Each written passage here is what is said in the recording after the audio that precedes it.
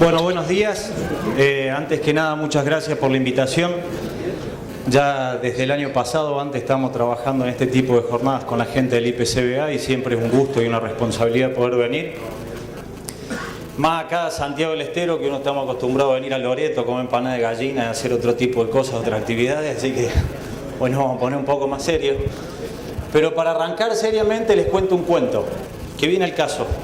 En Córdoba cuentan mucho cuento gallego, no es ninguna alusión personal, pero fue un gallego un concurso de matemática y siempre erraba la respuesta, hasta que le dijeron al último momento, bueno, dice, la última pregunta fácil y rápido. Y le dijeron, 2 por 2, 5, dijo el hombre. No, erraste. Entonces el hombre le dijo, bueno, ¿qué quieres? ¿Velocidad o precisión?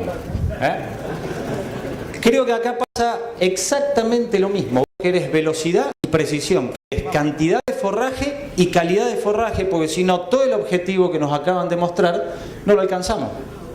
Ese es el gran problema y a eso viene el cuento, porque nosotros estamos en el norte acostumbrados a decir, tengo mucho pasto, duermo tranquilo. Habrás dormido tranquilo hasta hace 4 o 5 años. Hoy empecé a ponerte nervioso porque si no te mata la muerte. Directamente así. Bien, cuando nosotros analizamos la cadena alimenticia de rumiantes, vemos que nuestra base generalmente... A ver si le enfoco acá. Este no. Sí, bien ahí. Nuestra base alimenticia son los forrajes. Pero ¿qué pasa si no le metemos nutrientes a los forrajes? Si no le metemos digestibilidad, si no le metemos proteína o no le metemos energía, estamos realmente complicados y creo que los forrajes conservados son una excelente herramienta para poder alcanzar este objetivo.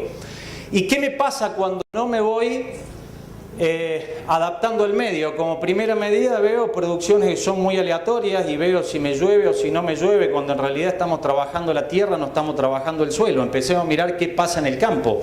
Más allá de si va a llover o no va a llover o cuándo va a llover. Sabemos que en algún momento va a llover. Entonces lo que tenemos que tener es comida y nutrientes para la época que no va a llover. Y a partir de ahí empezamos a tener algún desajuste de carga y empezamos a tener ganancias diarias muy lerdas. Entonces el objetivo que queremos lograr, novillos pesados en muy corto tiempo por las cuotas que hoy nos tocan poder vender, o todo lo que es la recría eficiente que nos hace un encierre a corral mucho más económico, se empieza a perder y ahí empezamos a ver pérdidas de rentabilidad sin soluciones aparentes. ¿Y cuál es la solución? Bueno, directamente fabricar comida y en el propio establecimiento para conocer el costo productivo. Un punto que creo que nosotros no miramos mucho es los recursos que manejamos y yo los puse a lo mejor para ustedes totalmente al revés. Bueno, para mí, después de la experiencia que he hecho en Paraguay en los últimos 10 años, la energía lumínica es lo que más impacto tiene en la producción en la zona del Gatton Panic. Y ahí es donde nosotros empezamos a analizar qué es lo que nos pasa. Tenemos un excedente forrajero demasiado grande y nosotros subimos la carga animal, nuestro bache forrajero. Yo no le diría bache forrajero porque a lo mejor con un diferido no tenés bache forrajero, pero sí tenés un bache nutricional. De alguna manera no podemos subir tanto la carga animal porque si no este bache se empieza a hacer cada vez más pronunciado. ¿Y por qué? Porque justamente en el Gatton o en las pasturas megatérmicas o en las pasturas C4 lo que se nos empieza a complicar a nosotros es la capacidad de ingestión, pero no por la vaca que puede ser suficientemente grande, sino por la ingestibilidad o por la falta de digestibilidad de los forrajes. Y recién cuando nos decía el doctor Manuel Calvet, decía, nosotros tratamos de aprovechar el Gatton en su punto justo, con la vaca muchas veces no podés, pero sí vas a poder hacerlo con una maquinaria o con 2 frentes de ataque, uno animal y otro maquinaria, y ahí creo que es donde tenemos que invocar nosotros la conservación de forraje.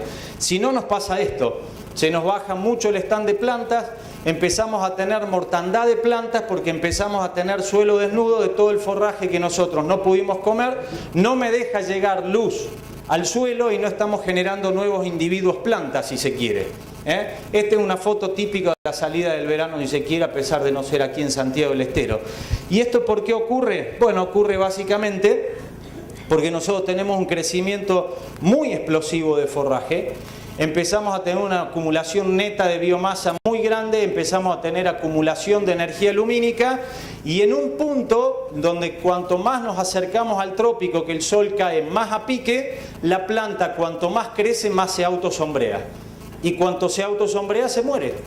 Entonces creemos que estamos comiendo un gato muy bueno, tierno, cuando en realidad la foto que tenemos es esta, que es mitad de forraje verde y mitad de forraje casi diferido. Y entramos en un círculo vicioso porque cuando el animal viene a comer se pincha el morro y no come a fondo y empieza a armar un arbusto.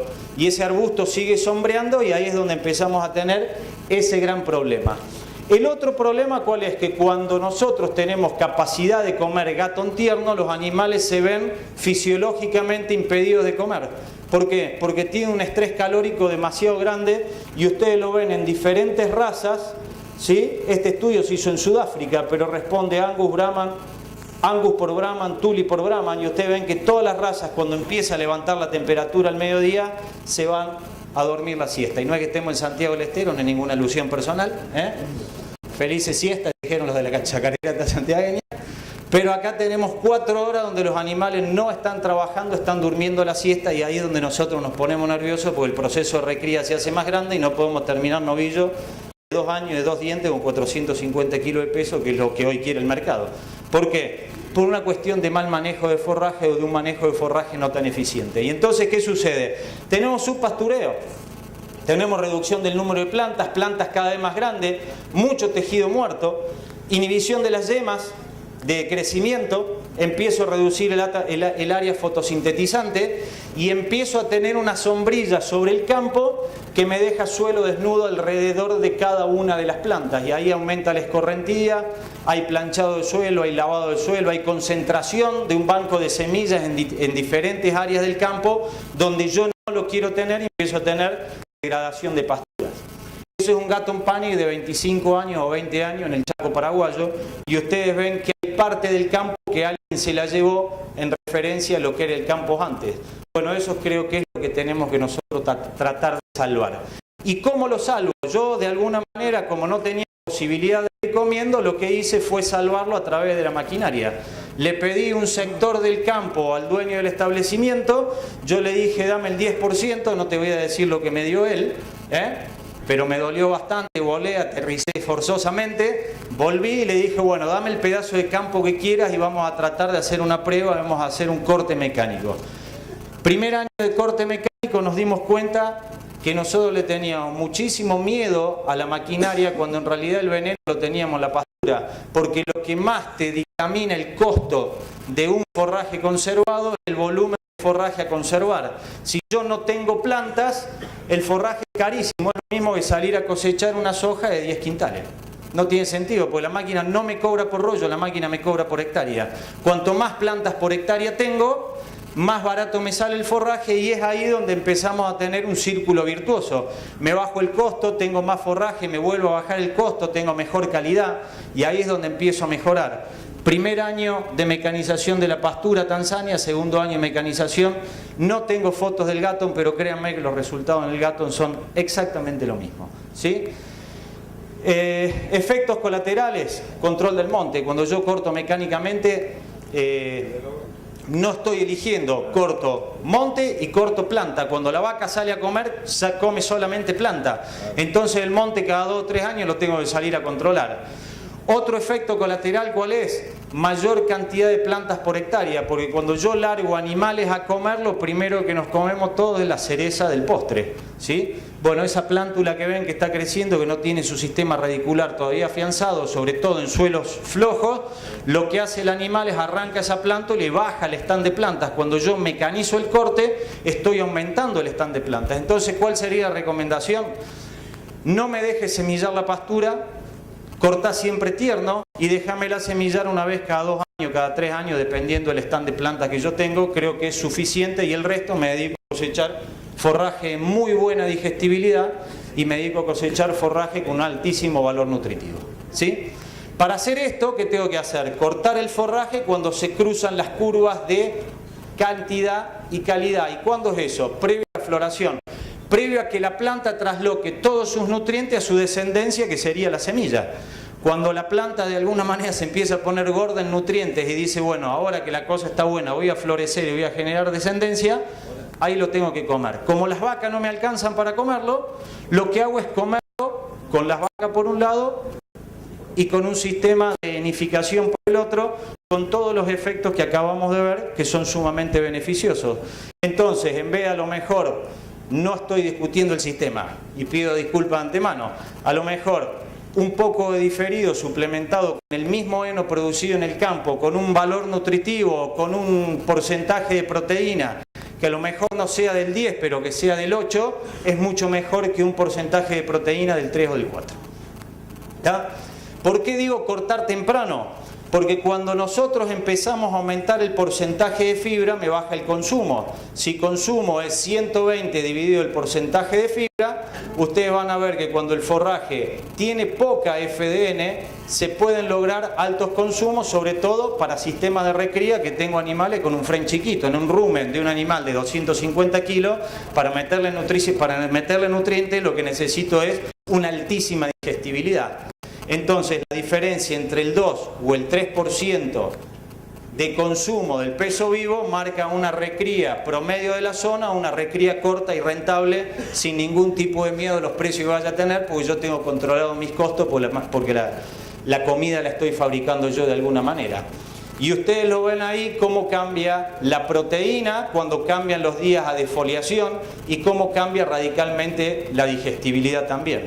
¿Y por qué le digo la digestibilidad? Porque yo con la digestibilidad estimo energía, y con energía estoy estimando producción. Y si yo soy un productor que tiene un lote de gato de 9% de proteína, no le presto atención a la proteína, le presto atención a la digestibilidad, y hago, por ejemplo, 1000 rollos de reserva de 600 kilos en una campaña, promedio, cada uno vea cuál es su punto a tener en cuenta, les aclaro que para amortizar un equipo de nidificación hoy, teniendo una reserva entre 1800 y 2000 rollos al año, puedo comprar equipo propio e igualar el costo que me cobraría un contratista teniendo mi tractor, mi acondicionadora y mi enrolladora. O sea que hoy los números dan para fabricar forraje. Esa es la energía que podría tener acumulada en esa cantidad de forraje, y esa es la cantidad de carne que puedo llegar a producir teóricamente con esa energía. ¿Qué pasa cuando yo corto más tarde y me baja la digestibilidad? Bueno, básicamente me pierdo 5.600 kilos de carne. Ese es un número a tener en cuenta. Un montón de kilos de novillo. Sigo adelante. Altura de corte. Para mí tenemos que perder el miedo de decir cortemos alto. Para mí tenemos que salir a cortar más bajo, que las yemas absorban la mayor cantidad de energía lumínica posible, aceleren el rebrote y tener plantas cada vez más herbáceas. Hoy no hay estudios que me digan si cortar a 40 centímetros, 30 o 20, me van a bajar la potencia de rebrote que voy a tener. Lo que sí me va a demorar mucho el rebrote va a ser con qué lo corto y el filo de la cuchilla con la cual esté cortando. Eso tiene mucho más impacto que la altura de corte. Otra cosa que para mí en el trópico, en la zona semiárida, hay que adoptar sí o sí son los acondicionadores mecánicos. ¿Por qué?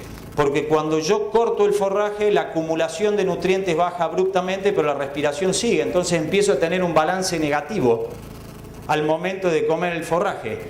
Y siempre digo el mismo cuento. Esto sería lo mismo que quererte comer un chancho y como te da lástima matarlo, lo atás hasta que se muera. Pero cuando lo venía a comer, al chancho tiene menos carne que yo directamente. ¿Me entendés?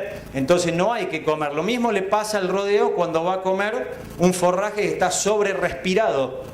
¿Qué quiere decir? Que no tiene nutrientes solubles. Si el nutriente soluble, que es lo que me da la digestibilidad, no se junta con la proteína del forraje, no tengo sinergia en el motor y la recría se me plancha.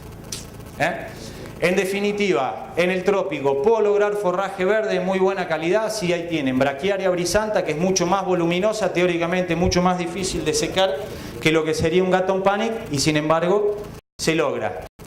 Recomendaciones para el heno: sacar el rollo inmediatamente después de hecho, porque el rebrote es muy grande. Tratar de cubrir la superficie de los mejores rollos y siempre tratar de cubrir la base de todos los rollos, sobre todo por una pérdida física. Aprovechemos la bondad de tener un suelo arenoso, hagamos una cancha que tenga 30 centímetros de alto, una pendiente de 2 grados, y ahí estamos escorrenteando agua todo el tiempo, y podríamos llegar al fin de la campaña a darnos cuenta que tenemos entre un 20 y un 30% más de forraje por disminuir las pérdidas, ¿sí? El otro de los recursos para la zona es el silaje, pero el gran problema que tenemos en el silaje son las fermentaciones. ¿Por qué? Porque nos gana el apuro y generalmente decimos tenemos poca máquina, entonces apenas viene la máquina yo quiero ser el primero que venga a mi campo y me pican temprano. Y de todas las fermentaciones que nosotros tenemos, la acética, la butírica y la láctica, la mejor es la láctica que consuma menos azúcares. Después viene la acética y la peor es la butírica, que es la que más nos encontramos en estas regiones. ¿Por qué? ¿Qué genera una fermentación butírica? Como primera medida, exceso de agua. Como los sorgos fisiológicamente están preparados para no entregar, sino secarse, siempre tenemos exceso de agua. Y lo queremos picar temprano, entonces estamos picando agua.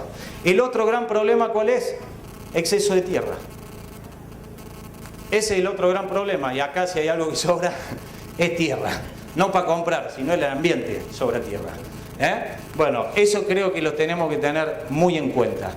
Un punto a tener en cuenta, cuando yo hago silos por debajo del 30% de materia seca, diferentes autores encuentran pérdidas de fluentes. Es cuando decimos, el silo está orinando. El silo en realidad no está orinando, el silo lo que está haciendo es largando el exceso de agua que no pudo retener la célula, pero en ese exceso de agua también se va algo, por eso tiene ese color. Un 6% de nutrientes solubles de altísima digestibilidad. Eso es lo que yo termino comprando como un núcleo para un ternero, termino comprando como un núcleo para una terminación de alguna categoría que vaya a encerrar. Ese es un punto a tener en cuenta. ¿Por qué no quiero perder eso? Porque después lo tengo que salir a comprar. Bueno, pero es normal. Bueno, si para vos es normal perder plata, estamos de acuerdo, pero acá estamos tratando de hacer más eficiente el sistema. No se trata de no comprar un núcleo y no comprar un balanceado. Se trata de comprar lo que realmente hace falta y evitar los errores para que después no tengamos problemas en la rentabilidad del negocio. Históricamente nosotros dijimos un silo tiene que tener bajo pH, pero decimos que teníamos que tener un bajo pH cuando manejábamos bajos contenidos de materia seca en la década del 90 porque no teníamos partidores de grano. Hoy que tenemos en las picadoras partidores de grano, y ahí me dirán, sí, pero nadie se lo pone, cambia de contratista. Es así. O sea, si vos tenés, bueno, pero la camioneta con tracción simple vale tal plata, con tracción doble, ahora con tracción simple en el barrio no va. Claro, no, yo creo que sale mucho más barato. Vamos a ver. Ahí está. El problema es que nosotros tenemos el corazón acá atrás, loco. Ese es el gran problema que tenemos. Y nos sentamos todos los días arriba del corazón, créeme que es así. Bien, ¿qué sucede si yo pudiese hacer silo más seco? No me interesa tanto el pH. pH es alto, si correlacionan con materia seca alta, no sean problemas, muchachos. Yo hice para campo de carne el año pasado silo con 50% de materia seca. Y ahí me decían, ¿y el pH? ¿Qué me importa el pH? La verdad no me interesa el pH. A mí me interesa que no tenga hongo, que tenga mucha cantidad de grano, que es lo que más vale del silo de sorgo o de maíz, lo que más vale del grano, y el pH arreglate, mientras que tenga una buena fermentación y que esté por encima, por debajo de 4,5, parecido al pH de un silo de pastura, no tengo problema porque el silo va a ser muy bueno. Creo que ahí nos tenemos que sacar el miedo. El objetivo fundamental, sea maíz o sorgo, es lograr grano. ¿Qué es lo que más valor tiene, la chala o el maíz? El maíz. Entonces dejemos que concentre energía. Y ahí es donde está el punto. Nosotros venimos acostumbrados a hacer silos acá, en la década del 90. Después del 2000 nos vinimos acá. Y yo te diría que este año lo quisiera hacer por acá. Sin línea de leche o apenas un cuartito de línea de leche. Lo mío sería hacer un grano húmedo con un poco de chala para no desperdiciar la biomasa y no complicarme la vida. Ni más ni menos. ¿Por qué? Porque lo que garpa realmente en la dieta es el grano. Si vos querés dar volumen, ¿cuántas hectáreas gastas tenés? Un montón. Y diferido, que es muy parecido a la chala del maíz. Listo, ya está, problema resuelto. Y con el sorgo, también nosotros antes con el sorgo empezábamos a picar, ¿sí?, con media o con un tercio de panoja bien pastoso, bien lechoso, y hoy podés picar mucho más seco. Y otra cosa que me lleva a pensar de esta manera es que cuando yo meto 1 kilo de hoja tengo medio kilo de sustrato degradable en rumen, pero cuando meto grano el aprovechamiento es del 90%. O sea, si yo quiero aprovechamiento o digestibilidad a nivel ruminal, lo que tengo que producir no es biomasa, sino que lo que tengo que producir básicamente es grano. Pero para que mi primo tenga guita tiene que elegir bien el sorgo, a eso venía el cuento. Si vos tenés un sorgo silero, al que le llamamos silero, fíjate que tiene un frame alto y tiene una producción de espiga muy buena, pero la materia seca digestible por hectárea está alrededor de 15 toneladas. Cuando tengo un fotosensitivo, tengo la misma producción de materia seca digestible por hectárea, pero mirá el volumen que tenés. Lo vas a meter a ese volumen en un novillo de 350, de 300 kilos, 250 kilos, es imposible porque tiene muchísima fibra. Entonces buscate un doble propósito, que tiene el doble de energía, tiene la misma materia seca digestible por hectárea, pero que tiene, y tiene un frame mucho más chico en una zona donde nosotros tenemos una evapotranspiración violentísima. Búscate una planta chica que tenga muy buena digestibilidad y que tenga buena producción de grano. No quiere decir que el semillero me mintió con lo que me vendió. Nosotros le llamábamos silero al que tenía mucho volumen. Pero vos querés volumen o calidad, querés velocidad o precisión. Bueno, elegilo. Eso está en cada uno. Y ahí es donde yo digo, a ver, si nosotros picamos por lo menos en 1/3 de línea de leche, no te digo media línea de leche, 1/3 de línea de leche, que aún poniendo mal el partidor de grano te parta un poco de grano, ¿qué tenés?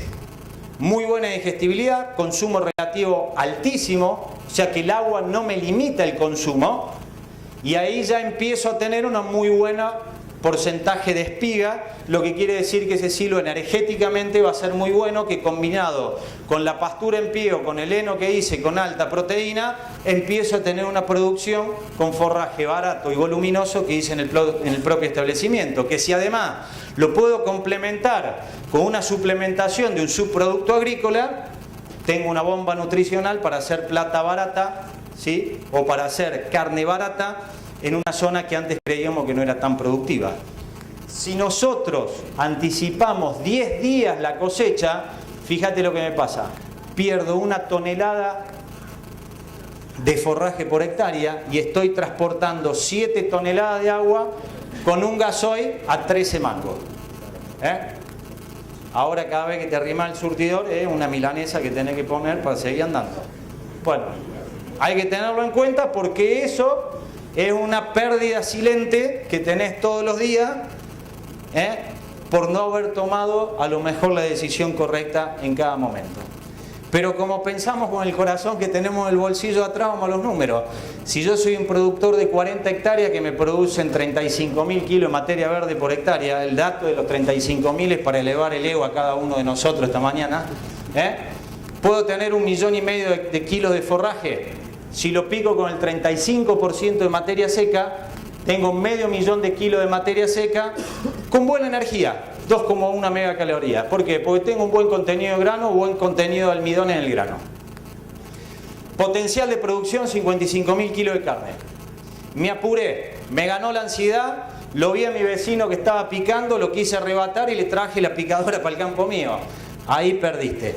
Porque te bajó un poquito la materia seca y vos decís, no, pero la media nacional es 28% de materia seca. ¿Estoy bien? No, lo que está mal es todo el país. Vos estarías bien si estuviese en 35% de materia seca.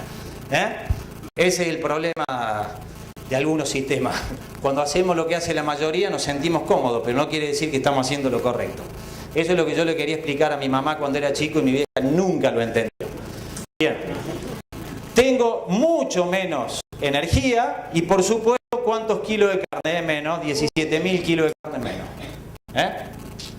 Si te gusta, sácala a bailar, dijo mi hijo Santiago, pero ese número es a tener en cuenta. Voy a decir, no es verdad. ¿Cuánto me cree? ¿La mitad? Bueno, te perdiste 8.000 kilos. Es una bola de plata. Un montón de plata lo que estamos perdiendo. Si nosotros queremos digestibilidad, no queremos agua, queremos mucho consumo y queremos un silo barato, cortemos alto. ¿Y por qué corto alto? Corto alto básicamente el maíz por encima de la inserción de la primera hoja, el sorgo por encima del primer entrenudo. ¿Por qué? Porque en el trópico la parte de abajo tiene mucha agua, mucha fibra y mucha tierra. lo peor de lo peor que hay para el rumen. ¿Está claro? Además me sube costo, porque el agua me aumenta el costo, que es volumen que tengo que mover. Además tengo en la base el complejo sodio-potasio, para poder absorber por ósmosis agua. Si tengo mucho sodio y tengo mucho potasio, para la dieta no me sirve nada, y para el suelo sí me sirve. Dejar cobertura vegetal en la zona también me sirve. Y si lo hago con sorgo y pude hacer una siembra temprana, tengo temperatura y tengo humedad en el suelo, y en vez de cortar con los discos esos destroncadores, corto con un corte prolijo, puedo llegar a comer el rebrote. Entonces con una siembra tengo 2 cosechas. Me parece que el sistema de conservación de forraje me está sumando valor al sistema. Ya termino. El último punto. ¿Cuánto vamos a comer? Y ahí creo que me detengo un ratito. Digo, a ver, nosotros, ¿cuál es el sistema más sencillo para dar de comer? Vengan y sírvanse usted lo que quieren. Eso nos pasa con el silo. Tenemos campos muy grandes, tenemos rodeos muy grandes, y salir a suplementar lote de 700, 800 novillos se nos complica, ¿sí? Si se nos complica mucho, usen el autoconsumo. Cada vez que se vean menos complicados o elijan un rodeo de punta, traten de sacar del frente expuesto del silo 40 centímetros. ¿Por qué? Porque de esa manera el oxígeno entra entre 10 y 20 centímetros por día. Si yo le entro 40, estoy sacando material fresco. ¿Por qué? Porque la misma relación exactamente tengo el momento de sacar forraje. Esto sería una hectárea de materia seca, donde tengo 2,4 megacalorías de maíz. Y si yo pestaneo un poco largo y no lo saco tan bien al maíz, pierdo 0,1 megacaloría. Vos me dirás, Catani, sos jodido, por 0,1 megacaloría no me va a venir a complicar la vida. No, no te complico por 0,1 megacaloría. Te complico la vida por 70 kilos de carne por hectárea. Ahora, el campo es tuyo, las vacas son tuyas, el bolsillo es tuyo. Iba a decir otra cosa, pero gracias. Vos elegís qué querés que te duela. Si el corazón o el bolsillo. Vamos a terminar la charla porque estamos descarrilando ya. ¿Qué quiero decir? Tenemos que tener mucho forraje. Ese forraje tiene que tener muchísima digestibilidad. Hay que tratar de ver qué sacamos de cada uno de los forrajes. Yo creo que el heno de Gatton no lo veo como un recurso proteico, lo veo como un recurso proteico, lo veo como un recurso voluminoso, como un recurso del manejo de pastura, como un recurso del cuidado del suelo, como un recurso de hacer eficiente la región y ser lo más amigables posible con el medio ambiente sin afectar la producción, que me parece que el tema va por ahí. Si yo me pongo a ver el silaje de maíz o el silaje de sorgo, exactamente lo mismo. Digamos que la seña es al revés. En vez de cosechar temprano, cosechemos más tarde. Y me venía a decir que hagamos las cosas al revés de como le hicimos siempre. Sí, ya lo sé. Lo que pasa es que el mundo en el que vivimos hoy cambió rotundamente. Lo único que no cambia es el concepto de que, teniendo forraje, con el costo producido y con el mayor valor nutritivo posible, realmente vamos a dormir tranquilos. Y como decía un amigo mío, 1 kilo de forraje vale mucho menos que la pastilla para los nervios. Entonces, si queremos dormir en la zona del Gatton Panic, tengamos forraje con costo conocido y que ese forraje sea realmente bueno. Cualquier pregunta, estamos a la orden. Gracias.